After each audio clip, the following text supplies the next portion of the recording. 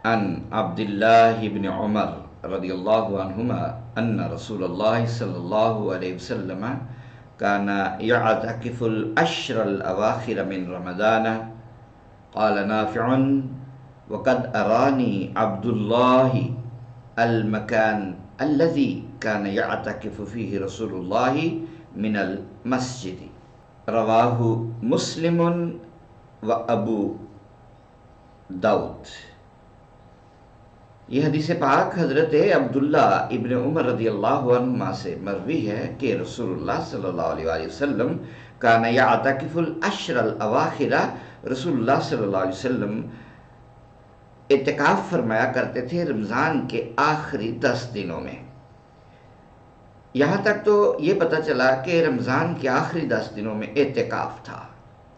جس چیز کی طرف توجہ میں آپ کے دلانا چاہتا ہوں وہ حضرت نافع رضی اللہ تعالی عنہ جو حضرت عبداللہ ابن عمر رضی اللہ عنہ کے شاگرد ہیں، انہوں نے یہ فرمایا کہ مجھے رسول اللہ صلی اللہ علیہ وآلہ وسلم کے اعتکاف بیٹھنے والی مسجد میں جو جگہ مخصوص تھی عبداللہ ابن عمر نے وہ دکھائی.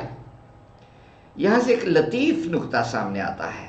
وہ لطیف نقطہ یہ ہے کہ جس مقام پر رسول خدا جاند عالم محمد مصطفیٰ احمد مجتبیٰ صلی اللہ علیہ وآلہ وسلم اپنی عبادت کے لیے مخصوص کیا کرتے، جس جگہ پر جایا کرتے، جس جگہ پر بیٹھا کرتے، صحابہ کرام اپنے شاگردوں کو، اپنے طلبہ کو اس جگہ کی زیارت کروایا کرتے تھے.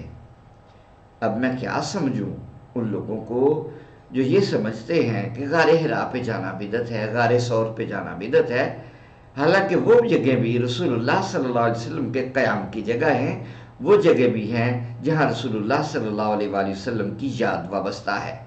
تو صحابہ کرام اپنے طلبہ کو اس یاد کو یاد کرنے کے لیے بالخصوص اہتمام فرمایا کرتے تھے اور انہیں لے کر اس جگہ کی زیارت کروایا کرتے تھے.